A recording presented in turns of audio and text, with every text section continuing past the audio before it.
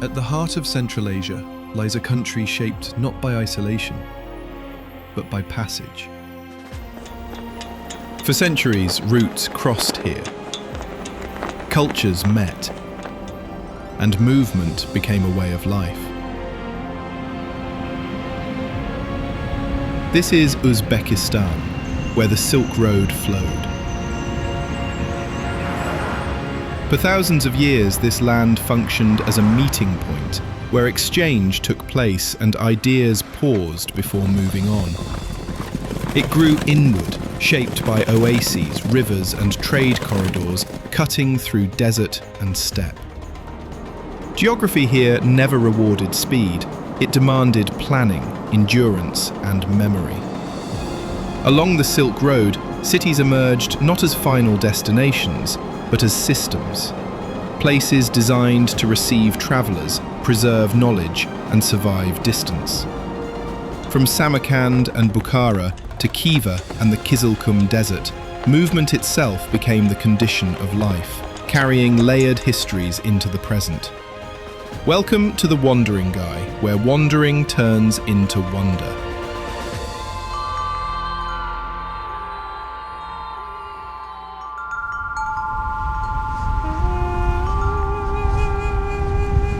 Samarkand does not reveal itself as a relic of the past. It functions as a city shaped by intention, scale, and connection.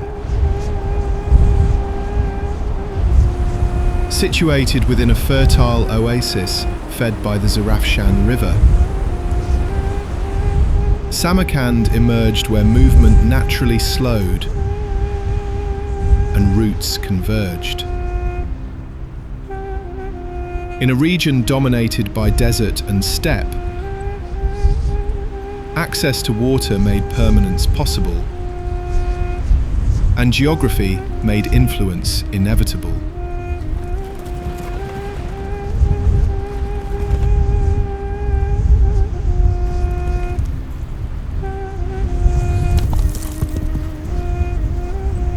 For centuries, caravans travelling between east and west passed through this valley.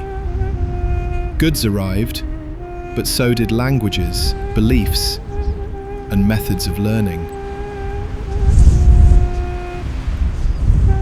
Samarkand did not grow in isolation. It grew by absorbing what passed through it, organising exchange rather than resisting it. This role as a receiver defined the city long before political ambition ever did.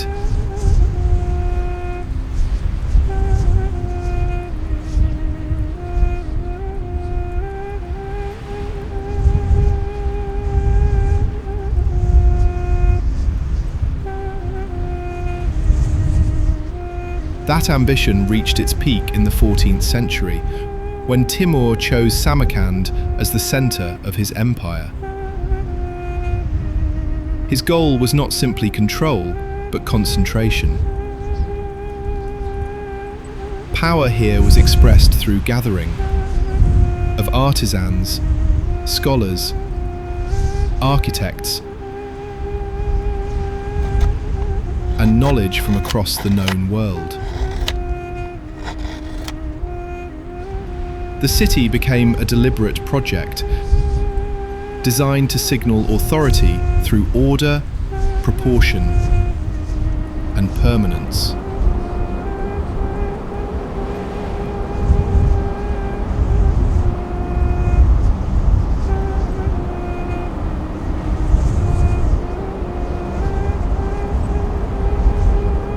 This intention is most visible at Registan Square.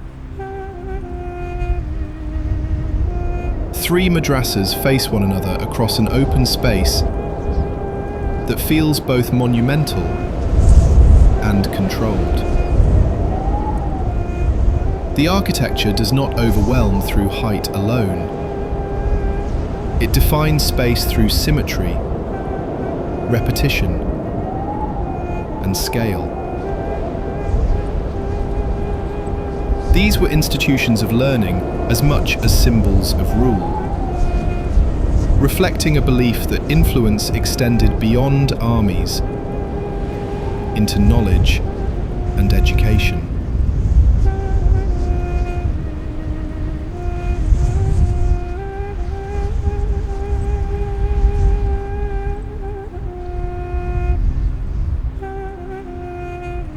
Astronomy, mathematics, theology, and art flourished here. Ulugh-Beg's observatory, built in the 15th century, placed Samarkand at the forefront of scientific study. Measurements taken here refined understanding of the stars with remarkable accuracy for their time. Knowledge was not decorative. It was functional, cultivated, and preserved.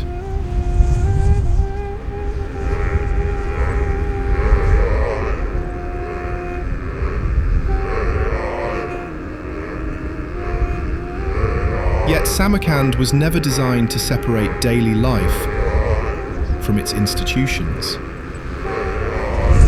Markets, homes, mosques, and schools existed in close proximity. The city remained active, not ceremonial. Even today, these spaces are not frozen. People move through them, study within them, and maintain them as part of ordinary life.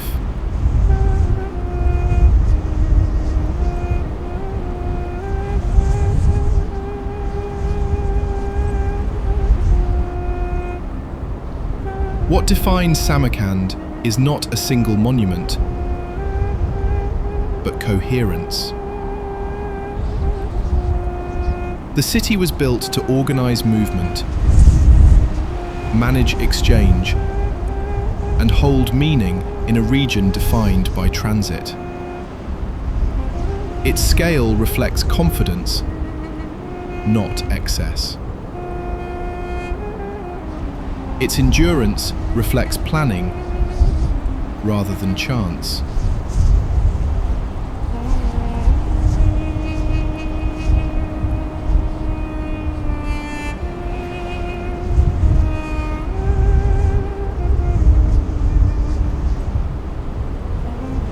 Samarkand presents the first layer of Uzbekistan's story.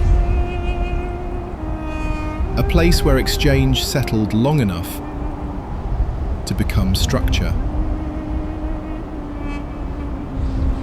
But not all centres along the Silk Road expressed influence through scale. Further west,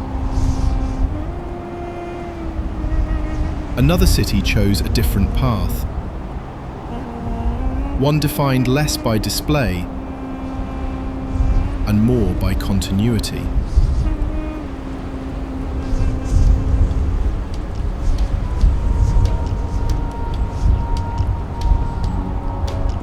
What defines Samarkand is not a single monument, but coherence. The city was built to organize movement, manage exchange,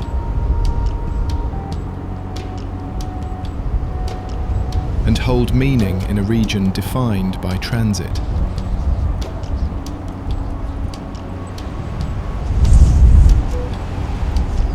Its scale reflects confidence, not excess.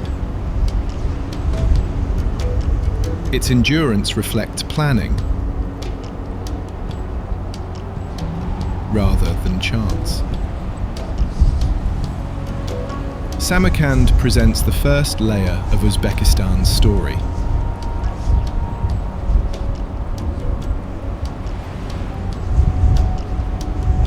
A place where exchange settled long enough to become structure.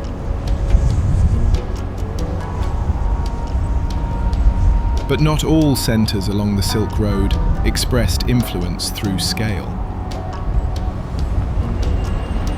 Further west, another city chose a different path.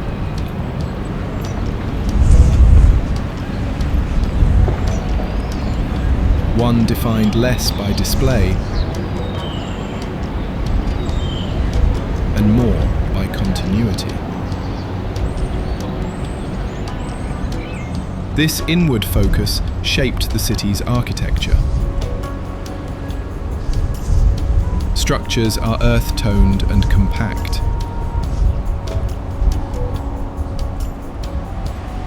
Courtyards open behind thick walls rather than toward the street.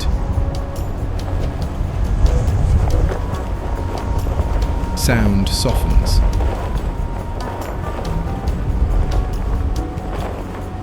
Movement slows. Nothing feels monumental for its own sake. Even the Kalyan minaret, rising high above the city,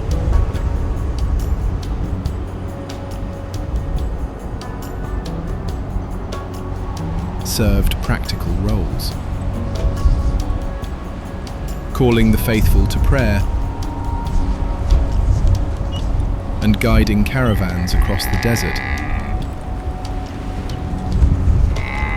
before it ever became a symbol.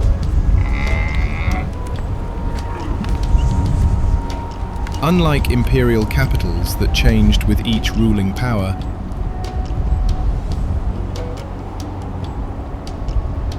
Bukhara emphasized stability. Knowledge was passed through lineage rather than reinvention. Faith was practiced daily, not staged. The city did not chase growth.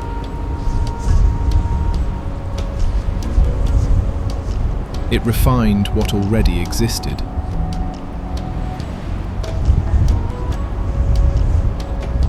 What makes Bukhara distinctive is how seamlessly belief,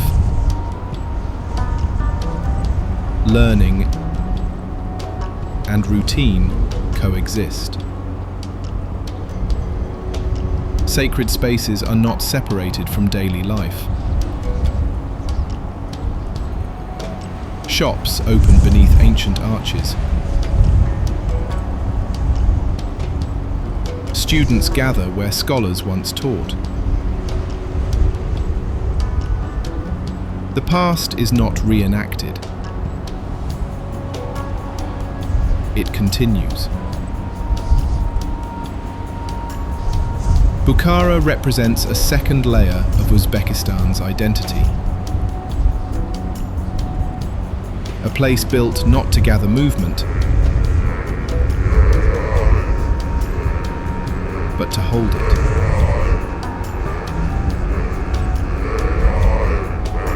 Yet beyond its walls lies the opposite condition entirely. Open land, distance, and exposure.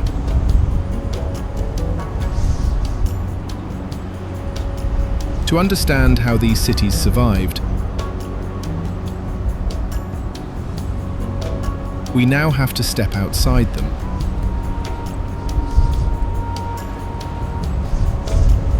Into the space between.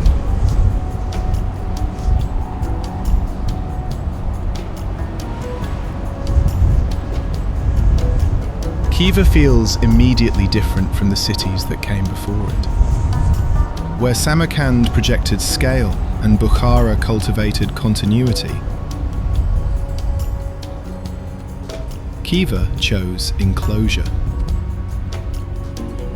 Approaching from the desert, the city does not reveal itself gradually, it presents a boundary. Thick earthen walls rise abruptly from flat land, unbroken and defensive. Entry is deliberate. Once inside, movement slows. Sound softens. And space becomes tightly organized. History here is not layered outward through expansion. It is held in place. Khiva stands at the edge of the Kyzylkum desert, near the ancient course of the Amu Darya River. Water made settlement possible, but it was never abundant or reliable. Survival depended on protection as much as access. Caravans crossing open desert required a secure location to store goods, manage trade, and regroup before continuing. Khiva emerged as that point. Not an open crossroads, but a controlled node. The heart of the city is Ichan Kala, the walled inner town. Within its perimeter, everything needed for daily life was contained. Palaces, mosques, madrasas, markets, and homes were built close together, organized for efficiency rather than display. Streets follow a compact logic. Routes curve inward. Buildings remain low and dense, keeping the sky visible, but never dominant. Minarets rise selectively, acting as markers rather than statements. Khiva's architecture reflects restraint shaped by necessity. Sun-dried brick defines the city's colour and texture. Decoration appears where meaning requires it, not everywhere it can fit. Blue tiles are used sparingly, drawing attention to entrances, domes, and points of ritual importance. Even incomplete structures, such as the Kalta Minor minaret, remain part of the urban fabric. The city does not erase interruption, it absorbs it. For centuries, Khiva functioned as a fortified city-state. Authority was centralized. Movement was monitored. Entry and exit mattered. While other Silk Road cities absorbed influence constantly, Khiva filtered it. Ideas, goods, and people passed through only under control. Change was allowed, but only when it could be contained within the walls. This approach preserved continuity. While open cities evolved through accumulation, Khiva survived through limitation. Its strength lay not in growth, but in coherence. The city protected memory by resisting disruption. Daily life unfolded within known boundaries, reinforced by repetition and routine. What makes Khiva distinctive is not a single monument, but its completeness. This is not a collection of ruins arranged for observation. It is an intact urban system shaped by enclosure. Inside the walls, history was not performed or displayed. It was lived, regulated, and preserved. Yet enclosure only makes sense in contrast to openness. Khiva's walls exist because of what surrounds them. To understand why the city closed itself so carefully, we have to step back into the landscape that defined risk, movement, and survival along the Silk Road. The vast, exposed expanse of the Kyzylkum desert.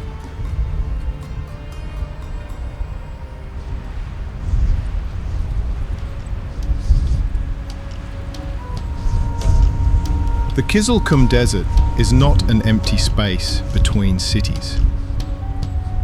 It is the condition that shaped them.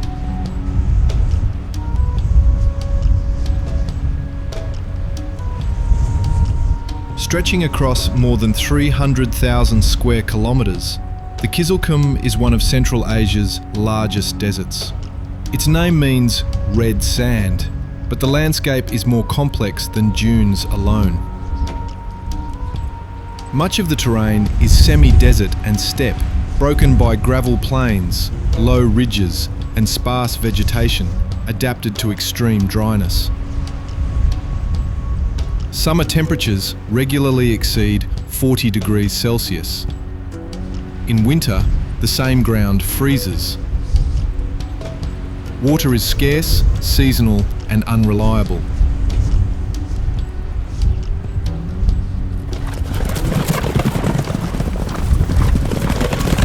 This environment does not allow casual movement. Every crossing requires planning. Distance is deceptive. Landmarks are minimal. Wind reshapes the surface constantly, erasing tracks and altering routes. For centuries, travellers did not move through the Kyzylkum by speed, but by memory.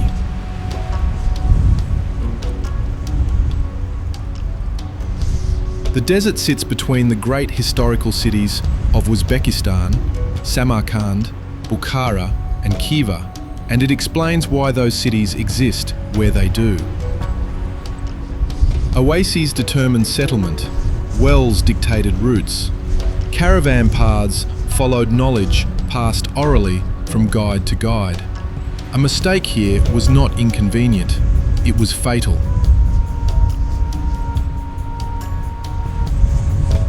Along the Silk Road, the Kyzylkum functioned as a filter. Only organised caravans survived its crossings. Traders grouped together for security, carrying limited supplies and moving according to strict schedules. Travel often began before sunrise and paused during peak heat. Nights were used for navigation, guided by stars rather than signs. Camels were essential. Their ability to conserve water, tolerate heat, and carry heavy loads made long-distance trade possible. But even with camels, crossings took days or weeks. Progress was measured, deliberate, and exposed. The desert did not reward ambition, it punished miscalculation.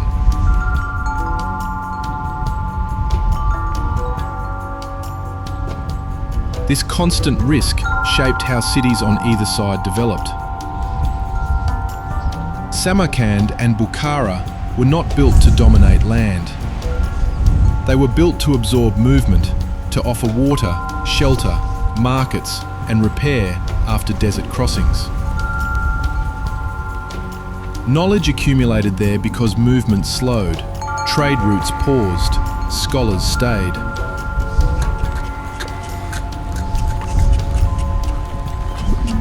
Khiva, positioned closer to the desert's edge, responded differently. Its walls were not symbolic, they were defensive. In a region where approach routes were predictable but dangerous, enclosure offered protection. The city turned inward because what lay outside was unstable and threatening. The desert itself was never fully empty. Nomadic and semi-nomadic groups learned to live within its limits. Seasonal grazing followed rainfall patterns. Temporary camps appeared and disappeared. Wells were protected and remembered. Survival depended on restraint, taking only what could be replenished.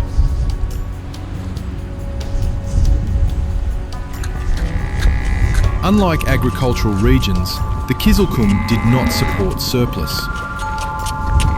There was no excess to store, no expansion to pursue. Movement remained purposeful. Routes existed to connect, not to conquer. This limitation shaped the psychology of the region. Wealth was portable, knowledge travelled. Stability was found in systems, not territory.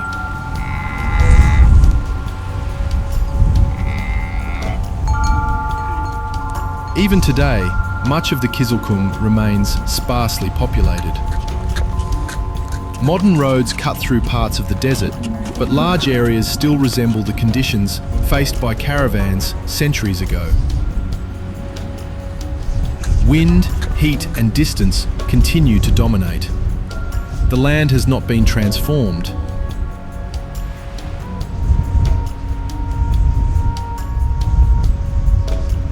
It has been bypassed.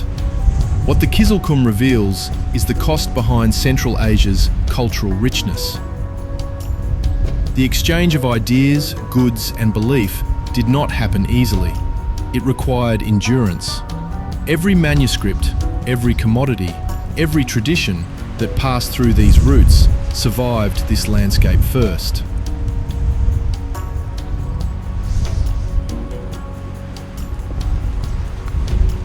The desert explains why Uzbekistan's history is layered rather than linear. Movement here was interrupted, slowed, and concentrated. Cities became places of memory because the land demanded rest. Continuity emerged not despite hardship, but because of it.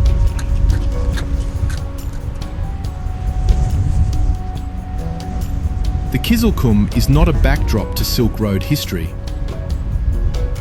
It is the pressure that shaped it, a space where movement was essential but never guaranteed, where planning mattered more than ambition.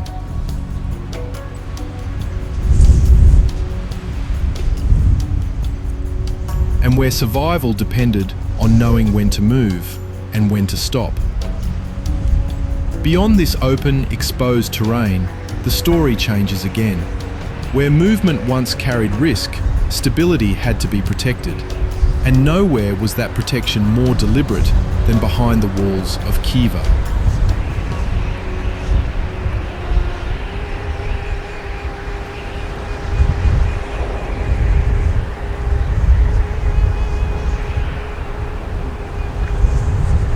After the exposure of the Kyzylkum desert, stability takes on a different meaning.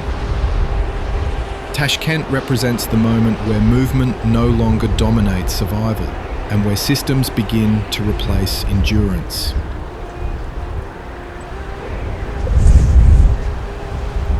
Located at the eastern edge of Uzbekistan, near the foothills of the Tian Shan Mountains, Tashkent sits outside the harshest desert zones.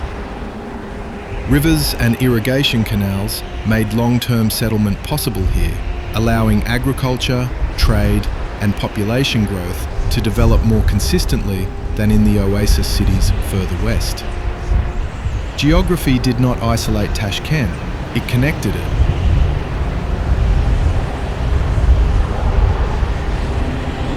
Historically, Tashkent functioned as a regional hub rather than a symbolic capital. It was a practical city, positioned along trade routes linking Central Asia to the steppe and the east. Movement passed through continuously, but unlike Samarkand or Bukhara, Tashkent did not accumulate prestige through scholarship or enclosure. Its importance came from coordination.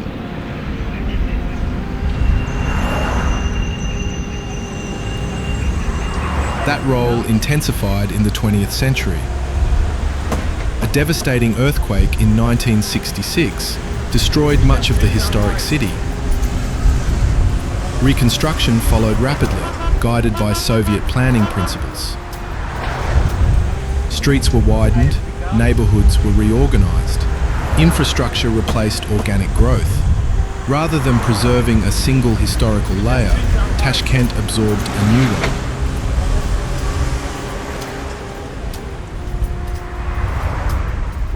This transformation shaped the city's character. Modern Tashkent is spacious, orderly, and functional. Wide avenues replace narrow alleys. Public squares are open rather than enclosed.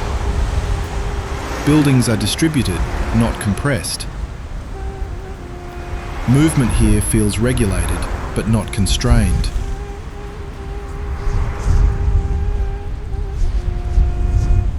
One of the most striking expressions of this order lies underground. Tashkent's metro system is both utilitarian and symbolic. Built deep below the surface, stations are reinforced, decorated, and deliberately monumental. Marble, mosaics, and lighting transform transit into ceremony. Infrastructure is treated not as background, but as identity.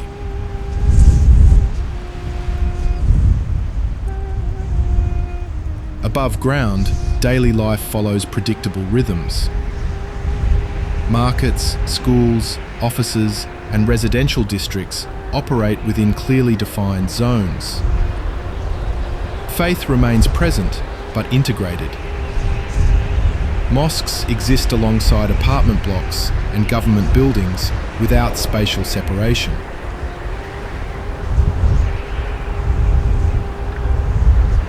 Religious life adapts to the pace of the city rather than reshaping it. Unlike Khiva's enclosure or Bukhara's inward continuity, Tashkent embraces openness. It does not attempt to preserve a frozen image of the past. Instead, it manages change through systems, transport, administration, planning, and scale. Stability here is achieved not through walls or tradition alone, but through organisation.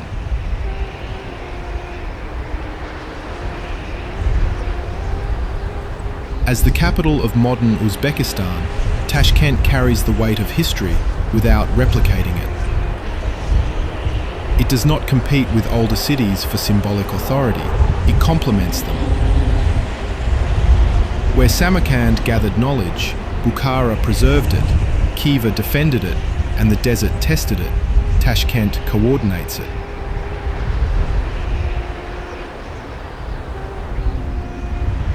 This is where Uzbekistan's layered past is processed into the present. A city shaped less by monument and more by function. Less by memory, more by management. It reflects a country that learned to survive through movement and then learned how to stay.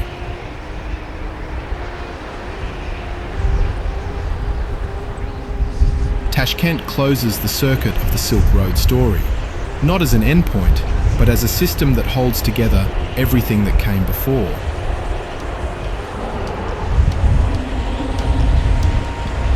Uzbekistan is often described as a crossroads, but that description only makes sense when we see what crossing required. This land did not reward speed. It demanded preparation, memory, and systems that could endure distance, scarcity, and uncertainty. Across the Silk Road, cities were not built to compete with the landscape. They were built to manage it.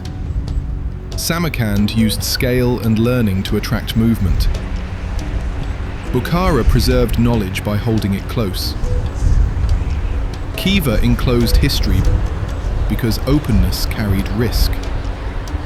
The Kyzylkum desert tested every journey between them, stripping movement down to its essentials. And in Tashkent, coordination replaced survival, turning centuries of passage into structure. What connects these places is not architecture or belief alone, but continuity. Knowledge was accumulated, protected, transferred, and reorganized without disappearing. Exchange did not dilute identity here, it created it.